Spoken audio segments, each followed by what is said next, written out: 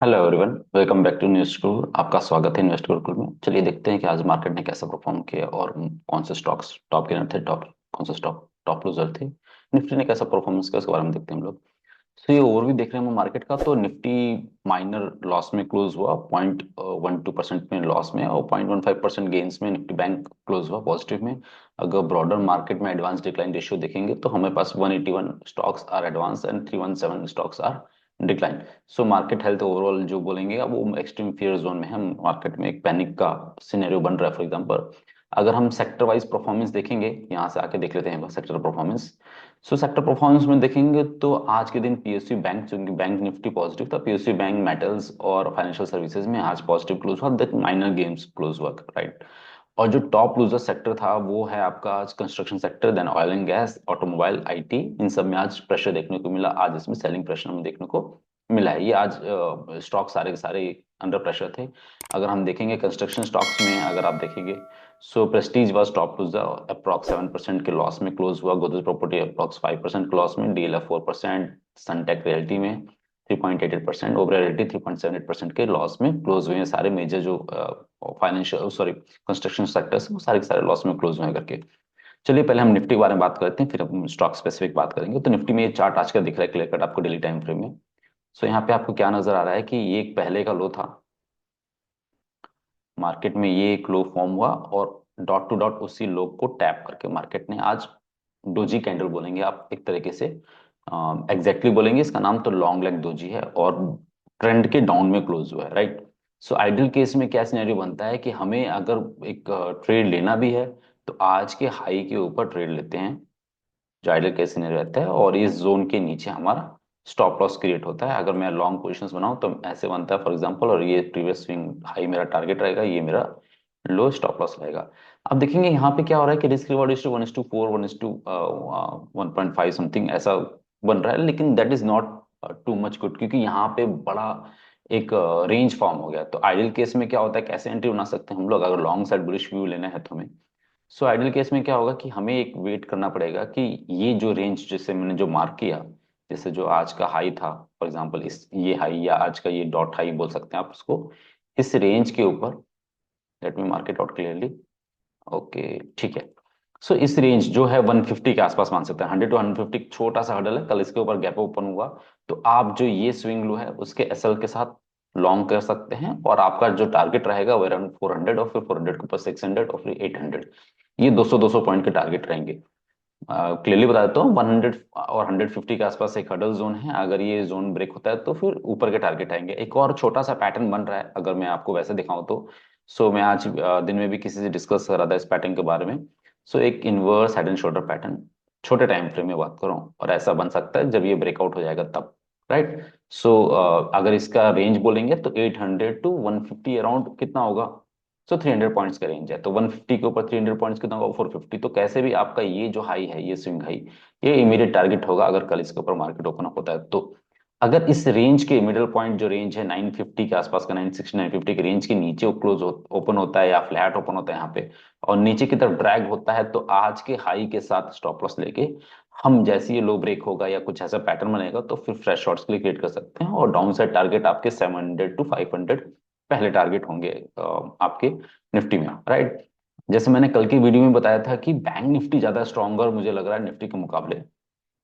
So bank Nifty में देख सकते हैं हम लोग कि हम जो डेली टाइम फ्रेम में पहले एनालिसिस कर लेते हैं, उसके बाद फिर हम इसको स्मॉल टाइम फ्रेम आएंगे। तो मैंने पहले भी बोला था बैंक निफ्टी के केस में क्या लग रहा था मुझे कि ये पूरे ट्रेंड के 50% के नीचे जब आएगा तभी मुझे वीक लगेगा। तो देखो यहाँ पे जो प्रीवियस स्विंग लो था वो वहीं से बाउंस करके आज गया है, तो बैंक निफ्टी रिलेटिवली स्ट्रॉन्गर है एज ऑफ नाउ निफ्टी के मुकाबले। सो बैंक निफ्टी में आज के हाई के ऊपर आप अगर लॉन्ग क्रिएट कर सकते हैं, प्रीवियस स्विंग आपका पहला टारगेट होगा, और यहाँ पे अगर लोअर टाइम फ्रेम में आते हैं हम लोग, सो ये आपका स्टॉप लॉस हो जाएगा। सो आइडियल केस के सिनेरियो में क्या रहेगा कि ये जब रेंज ब्रेक होता है, ये जो छोटा सा रेंज है ये अराउंड 730 740 के आसपास, तो जब ये रेंज ब्रेक होता है तो ये प्रीवियस स्विंग लो जो है आप 250 के आसपास, 240 240 के लिए स्टॉप लॉस के साथ आप प्रीवियस जो हाईज हैं वो टारगेट के लिए प्ले आउट कर सकते हैं, ठीक है। अब हम कुछ स्टॉक्स के बारे में बात करते हैं जो स्ट्रॉन्ग लग रहे हैं और कुछ स्टॉक्स जो वीक लग रहे हैं। फाइव फाइव स्टॉक्स के बारे में जल्दी डिस्कस कर लेते हैं। जो स्ट्रॉन्ग स्टॉक्स हैं, पहला स्टॉक है मेरे पास चोला फाइनेंस,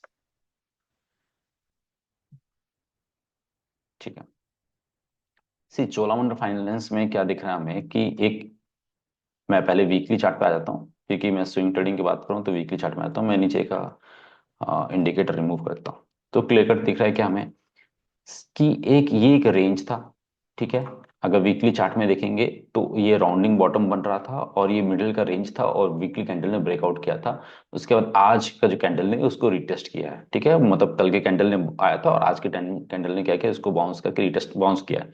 सो हम क्या मान सकते हैं, यहाँ से एक बाइंग प्रेशर आ सकता है और जैसे ही कैंडल का हाई ब्रेक होगा दैट इज 1400, तो ऊपर के एग्रेसिव टारगेट हमारे पास 1600 टू 1700 के टारगेट ओपन अप हो जाएंगे। जब डेली टाइम फ्रेम में आपको दिख रहा है क्या कि ये अब हमारे पास ये इंपॉर्टेंट लेवल के मुकाबले ये जो दो लो हैं 1300 का, ये इंपॉर्टेंट है। कि नेक्स्ट स्टॉक इज यूपीएल।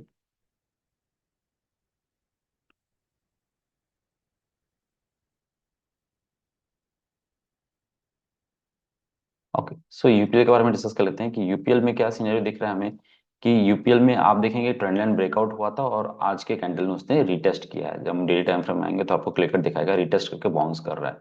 सो ये स्ट्रॉन्ग, ये एक पैटर्न होता है यहाँ पे। अगर आप देखेंगे तो जैसे ही ये रेंज ब्रेक होगा 640 650 के रेंज जो है वो ब्रेक होगा तो एग्रेसिव ऊपर के टारगेट हमें ओपन अप हो जाएंगे यूपीएल में, क्योंकि एक अच्छे खासे पैटर्न्स में ये मूव कर रहा है। Then next stock is Navin fluorine. So Navin fluorine में ये रेजिस्टेंस था, रेजिस्टेंस को वीकली चार्ट में ब्रेकआउट किया था, आज रिटेस्ट करके ऊपर उसने क्लोज किया है। तो हमारे पास इंपॉर्टेंट क्या है, ये जो लेवल ब्रेक होगा 427880 के आसपास, तो इसके ऊपर जाएगा तो एग्रेसिव बाइंग आ जाएगी नवीन फ्लोरिन में। देखो यहाँ पे गैप फिल भी कर दिया इसने और गैप फिल करके ग्रीन कैंडल क्लोज किया है, तो नवीन फ्लोरिन भी ठीक लग रहा है। Then next stock is Shree, Shree cements. Okay, so Shree cement में क्या दिख रहा है कि एक पर्टिकुलर लेवल से बार बार रिजेक्शन मिल रहा है। दिस लेवल इज अराउंड 28,500 के आसपास का लेवल है, प्लस माइनस फ्यू पॉइंट्स। सो आप देखेंगे वीकली चार्ट में भी आपको क्या दिख रहा है, क्लियर कट, कि इस लेवल से बार बार रिजेक्शन मिल रहा है। जैसे ही इसके ऊपर कोई भी एक डेली क्लोजिंग कैंडल क्लोजिंग मिलेगी, एग्रेसिव लॉन्ग के टारगेट इसमें हमें मिल सकते हैं। अब बात करते हैं कुछ वीक स्टॉक्स के बारे में जो काफी वीक हो गए और आज के टॉप लूजर भी थे। गोदरेज प्रॉपर्टीज। सो चार्ट में देख रहे हैं कि काफी वीकनेस है इसमें, तो वीकली चार्ट में एक बार देखते हैं कहाँ तक आ सकता है। सो देखेंगे गोदरेज प्रॉपर्टीज ने क्या किया था कि एक पर्टिकुलर सपोर्ट था। ठीक है, सपोर्ट के नीचे इसने ब्रेकडाउन दे दिया, तो ये नेक्स्ट इमीडिएट सपोर्ट जोन 600 के जोन के आसपास आ रहा है। एलटीपी 1930 के आसपास ट्रेड कर रहा है। Then next stock is DLF. So DLF ने भी एक सपोर्ट को आज इसने क्या किया, ब्रेकडाउन किया है। अब मैं डेली टाइम फ्रेम में आता हूँ। सो आज एक ब्रेकडाउन किया है, अगर आज के लो के नीचे स्टे करता है तो बड़े टारगेट नीचे की तरफ आ सकते हैं। ये पर्टिकुलर जोन भी आ सकता है 550 के आसपास का भी, 520 550 के जोन भी आपके पास आने वाले टाइम पे देखने को मिल सकता है डीएलएफ में। Then next stock is Gujarat gas.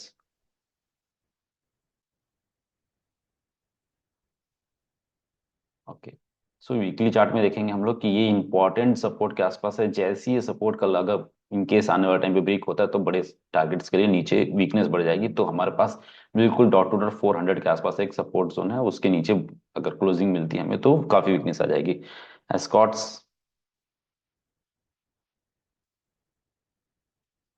सी देखिए, एस्कॉट्स में क्या हुआ है कि मैं पहले डेली टाइम फ्रेम आपको समझाता हूँ। तो यहाँ पे देखो क्लियर कट पैटर्न है कि एक सपोर्ट था, एक ट्रेंड लाइन ब्रीच हुआ पहले हमारे पास। यहाँ से देखेंगे एक ट्रेंड लाइन ब्रीच हुआ हमारा और वहां पे फॉलो अप सेलिंग इंटेंसिफाई होती जा रही है। तो एक छोटा सा सपोर्ट है, मैं बहुत मेजर सपोर्ट नहीं बोलूंगा, तो 2970 के आसपास एक छोटा सपोर्ट है। अगर ये ब्रीच हुआ तो आप 2700 एंड बिलो के लेवल्स के लिए प्रिपेयर हो सकते हैं। Last of is AU bank. Okay, so AU bank को वीकली चार्ट में आपको समझाने की कोशिश करता हूँ। एयू बैंक में क्या हो रहा है कि काफी टाइम से इस लेवल को ये होल्ड कर रहा है एयू बैंक। जो ये लेवल अराउंड है आपका 535 530 समथिंग का लेवल है। आप देखें काफी टाइम से होल्ड कर रहा है, ऊपर से कई बार उसको रिजेक्शन मिल रहा है।